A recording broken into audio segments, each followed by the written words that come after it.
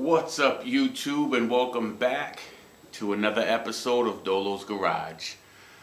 Today I just want to run through an explanation of my conversion with my 420cc Predator SPIDERBOX. I see online a lot of people who cut their SPIDERBOX rear swing arms to accommodate different motors. I know I'll probably get a lot of love-hate on the GY6. I just don't care for those motors. I'd much rather go with a modified Predator 420 with a big bad 40 series torque converter on it. Can you say awesome? Anyway, the problem I was running into was trying to find a sprocket that matched the outside diameter to not exceed 8 inches. Now the stock sprockets come as a 520. Torque converters don't make a 520 sprocket. They're only splined, so they don't have the quarter keyway on it, and they're not going to fit on a torque converter, especially the 40 series. To my knowledge anyway, if anybody knows, definitely let me know. So anyway, I wanted to keep everything stock on my rear swing arm, for the exception of having to cut, too much of it.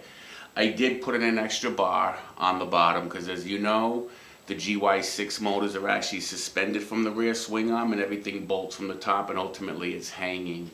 I did cut the top part off of my rear swing arm, cleaned everything up, but I wanted to keep everything else stock, especially the rear hoop in the back, because that kind of braces in the motor, and I just think it looks better. So what I did is I went to BMI Carts and bought a 45 tooth sprocket, 40 chain, 440 chain rather. It is 7 7/8 outside diameter, whereas the brake rotor is an 8-inch diameter. So I needed to try to accommodate or calculate somehow what size sprocket I could use and accommodate the chain's thickness off the sprocket and not exceed that 8-inch outside diameter mark.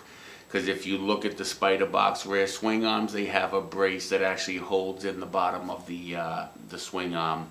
We're going to take a look at that, then we're going to take a look at the sprocket and the chain combination in comparison to the 8-inch brake rotor. So stay tuned, and we're going to run you through that real quick. Alright, so we're back. This is the rear swing arm. Everything is stock for the exception of the bars that came up and wrapped around to the front here. If you look, they have the main support beam here, and I actually welded in this bar here. All that left me was this small gap in between the axle and this main brace that I had to fit a sprocket of some sort.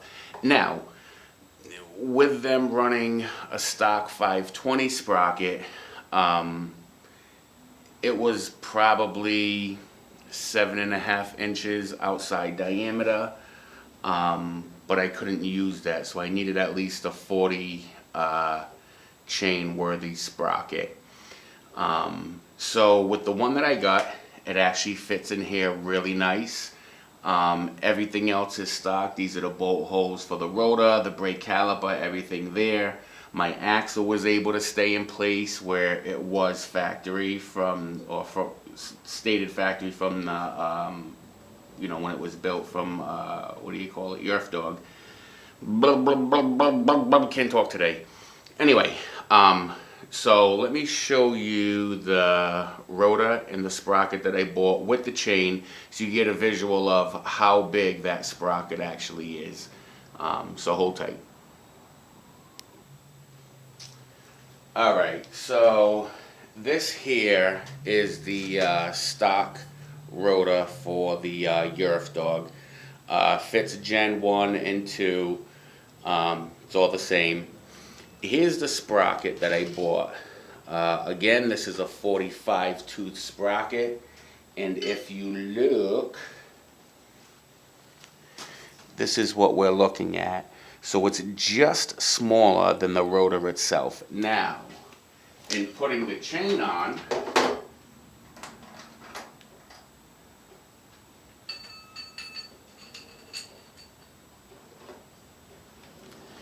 you would have had to have accommodated the distance for the chain off the sprocket itself. So when matching both up as best I can and balance,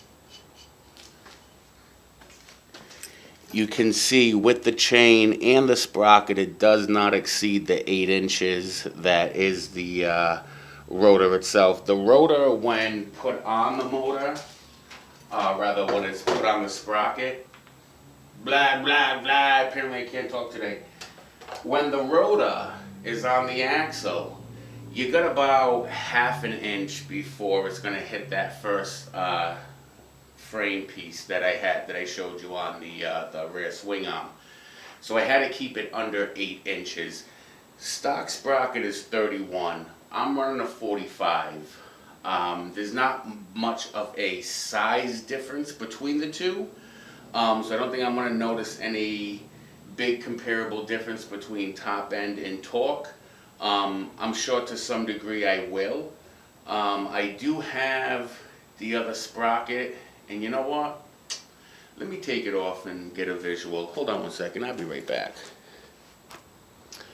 Alright, so I think I stand corrected. This is the factory sprocket that came on the Yerf Dog SPIDERBOX. So we're going to see how much bigger my sprocket is compared to this as its overall outside diameter, which will make its determination as to whether or not I will see any performance gains. And I will see performance gains. Alright, that's pretty cool. Alright, so there's the difference between the two. So if my 45 tooth sprocket was still that of a 520 chain, I'm probably looking at a gearing up of 5 or 6 teeth. This is probably comparable in its overall size to maybe a 39 tooth sprocket if it had been the 520. So again, I can now fit this without making any modifications. I am literally just realizing now that there is a size difference on this rear sprocket, so I should get more torque out of my SPIDERBOX than I would have with this. Maybe it would have gone faster with a smaller sprocket, obviously gearing depending on what you have in the front as opposed to your driven. But yeah, that's actually pretty cool, and I'm actually just seeing that now. So I will get some torque gains, which is fine because it is a big go-kart. The 420's pushing 19.8 foot-pounds of torque, I think it is, on the Hemi version. So that's really cool, man. It's going to be very torquey, and I think that's what I need. I mean, I'm 6'5", almost 300 pounds, all bought and paid for, you get it. But I think once it's all said and done, I think the gearing should be pretty close. And I don't have to modify anything else. All I got to do at this point is, well, 2 more support beams, put the engine mount on, and my rear swing arm is pretty much done. I also picked up a couple of these. These are the 1/4 inch Keyways. I bought 3 of them. They're 6 inches each. So I wanted to run the longer keys. I know people just kind of put the smaller keys in for the tire. It's not going to turn anyway, but I kind of want to go the full length of the cut in the rim and then exceed that by probably an inch or so for my lock collar. So everything's locked in really good. And then I'll have an extra 6-inch piece that I could split up between my sprocket and rotor. So I should be done with what I have to buy for that. Only thing left, guys, is the 40 series torque converter. I checked Go Power Sports, and all they have is Comet's version of it, which is $460. Go Power Sports version of it is like $360 give or take. I do have the coupon code for putting in one of my, actually the drift trike I had put online. So if you ever go on Go Power Sports, you see the blue drift trike. It's this guy's.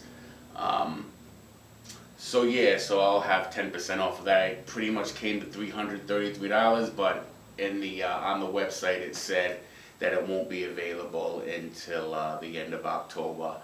Which is fine, man. That'll just give me time to kind of put things together. I don't want to put the motor mount engine plate on and weld it yet, because I do want to make sure that the torque converter is going to clear and not hit the rear coil.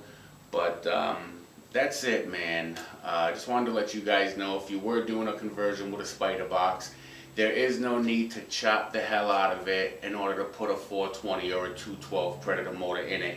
You can put both motors in there without having to make any other modifications other than that back plate that I welded in, because there's only one brace that goes across. Because like I said, the GY6 was actually suspended from the top of that swing arm. So that's pretty much it, man. Like I said, if anybody got any questions or anything, definitely leave a comment down below.